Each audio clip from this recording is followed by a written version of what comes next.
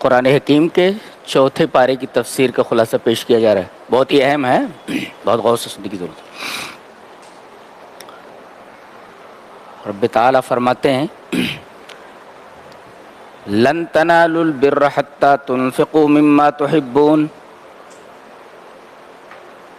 تم جنت پا ہی نہیں سکتے جب تک کہ تم اپنا مال محبوب اللہ کی راہ میں نہ خرچ کرو. یہ در حقیقت یہودیوں پہ تعریض ہے. ان کے ہاں صرف رسمی دینداری تھی جیسے آج کل مسلمانوں میں ہے, اور جہاں رسمی دینداری ہو وہاں انفاق فی سبیل اللہ کا جذبہ نہیں پایا جاتا. اور یہودی حد درجہ بخیل واقع ہوئے تھے. وہ اللہ کی راہ میں مال محبوب تو کیا ایک دمڑی دینے کے لیے تیار نہیں تھے. کہا جا رہا ہے تم بر کو نہیں پا سکتے. بر کا مطلب ہے, ابن عباس رضی اللہ تعالیٰ عنہ فرماتے ہیں البر الجنہ. حضرت ابن عباس نے بر کی تفسیر کیا کی ہے؟ الجنہ. یعنی تمہیں جنت مل ہی نہیں سکتی جب تک کہ تم اپنا مال محبوب اللہ کی راہ میں نہ خرچ کرو. مال محبوب کسے کہتے ہیں؟ جس مال کی طرف دل کا رجحان, دل کا میلان بہت زیادہ ہو, وہ مال محبوب ہے. اس کے بعد ان کے ایک سوال کا جواب دیا جا رہا ہے.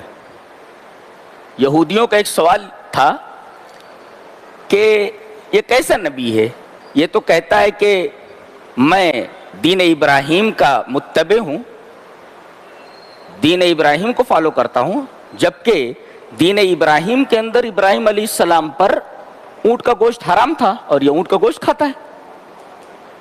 جواب دیا جا رہا ہے کل الطعام کان حلا لبنی اسرائیل الا ما حرم اسرائیل علی نفسہ من قبل ان تنزل التوراۃ.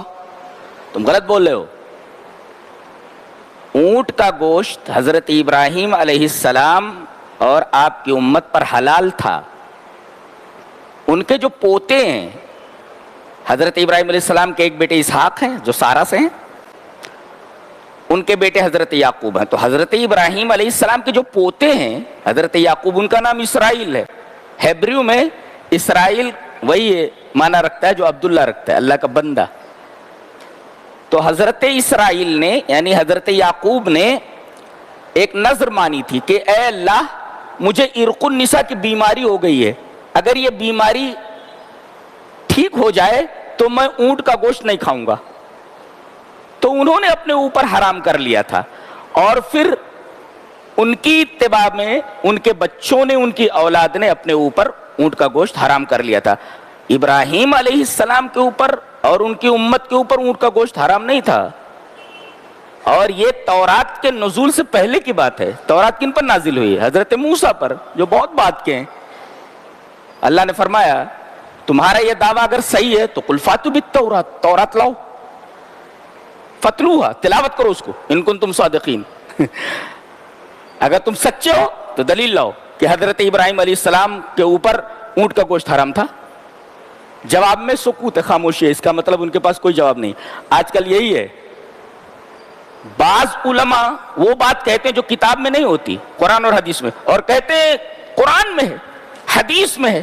ان سے پوچھا جائے یہ بات جو تم کہہ رہے ہو قرآن میں کہاں ہے؟ لاؤ, فاتوا بالقرآن, قرآن لاؤ, فتلوہا, تلاوت کرو اس کو, فتلو, تلاوت کر کے بتاؤ کہاں لکھا ہے.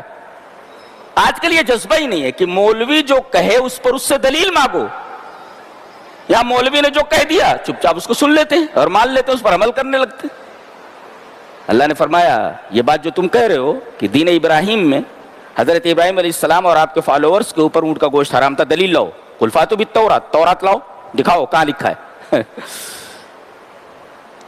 کہتے ہیں یہ افتراء علی اللہ ہے, اور اللہ پر جھوٹ کا افتراء باندھنا ہے. اس کے بعد ایک دوسرے سوال کا جواب دیا جا رہا ہے, بہت غور سے سنو, بڑی معلوماتی چیز ہے. دوسرا سوال یہ ہے کہ یہ بیت الحرام کی طرف منہ کر کے نماز پڑھتا ہے, کعبہ کی طرف, جبکہ بیت المقدس جو سلیمان علیہ السلام نے بنایا وہ کعبہ سے افضل ہے. یہ دیکھیں یہودیوں کا سوال کیا تھا دوسرا, بیت المقدس کعبہ سے افضل ہے. اب جب کعبہ سے افضل ہے تو کعبہ کی طرف منہ کر کے یہ کیوں نماز پڑھتا ہے؟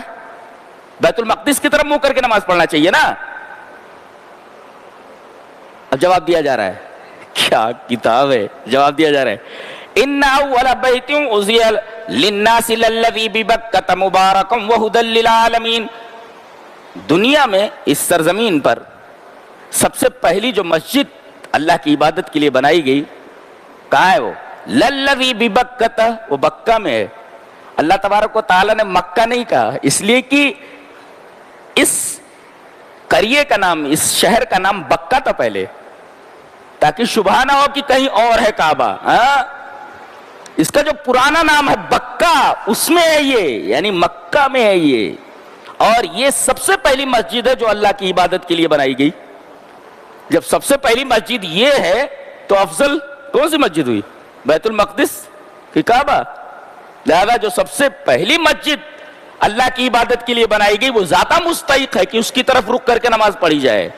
یہ ان کا جواب دیا گیا. اور پھر کعبہ کی کچھ صفتیں بیان کی گئیں. مبارکن، اللہ اکبر، یہ مسجد مبارک ہے. کیا مطلب مبارک؟ مبارک کہتے ہیں جس کے اندر برکت ہو.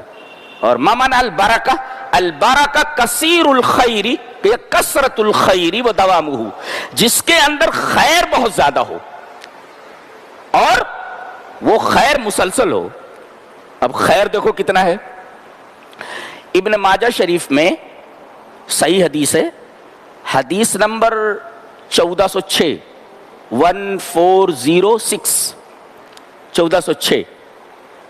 اس حدیث میں موجود ہے کہ کعبہ میں ایک نماز دیگر مساجد کی نمازوں سے 1,00,000 درجہ افضل ہے.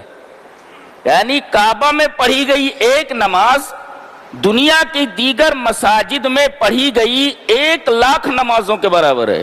یعنی کعبہ میں ایک نماز 1,00,000 نماز کے برابر ہے. اللہ، یہ برکت نہیں ہے؟ کثرت الخیری، کیا خیر ہے، کیا بولے، ایک نماز 1,00,000 نماز کے برابر. اللہ، یہ خیر ہے، مبارک، برکت ہی برکت ہے. ایک وقت کی نماز پڑھ لیے 1,00,000 نماز کے برابر آپ کو ثواب مل گیا. ایک برکت تو یہ ہے. دوسری برکت، فلم یرفس، حج کے لیے جو گیا، ولم یفسق، رجا کیوم ولدتہ امہ. اگر حج کرنے کے لیے کوئی گیا اور 3 کام کر لیے، ایک تو رفس نہیں کیا. رفس کا مطلب ہوتا ہے شہوانی تذکرے، جس سے جنسی جذبات بھڑکتے ہیں، اس کو کہتے ہیں رفس، عورتوں وغیرہ کی باتیں. تو یہ جو شہوانی تذکرے ہیں، ولگر قسم کی باتیں، اس سے بچا. اور فسوق، اللہ نے جن جن چیزوں کے کرنے سے منع کیا ہے ان کو نہیں کیا، یعنی کوئی معصیت نہیں کی، کوئی برائی نہیں کی. اور تیسرے والا جدال، جدال کا مطلب ہاتھا پائی، مار پیٹ یا زبانی حجت و تکرار. یہ 3 چیزیں اگر نہیں کی، رفس نہیں کیا، فسوق نہیں کیا اور جدال نہیں کیا، تو رجا کا یومن ولدتہ امہ، اس طرح لوٹ کر آئے گا جیسے ایک بچہ جس دن پیدا ہوتا ہے معصوم ہوتا ہے، کوئی گناہ نہیں ہوتا اس کے اوپر، ایسے ہی اس حاجی کا معاملہ ہے کہ اس کے اوپر کوئی گناہ نہیں رہ جاتا ہے. یہ برکت نہیں تو کیا ہے؟ ایک حج کے اندر پوری زندگی کا گناہ معاف کر دیا گیا، پوری زندگی کے گناہ معاف کر دیے گئے. یہ بہت بڑی برکت ہے. اور آب زمزم کو دیکھو، اللہ اکبر، 25-30 لاکھ حاجی جاتے ہیں.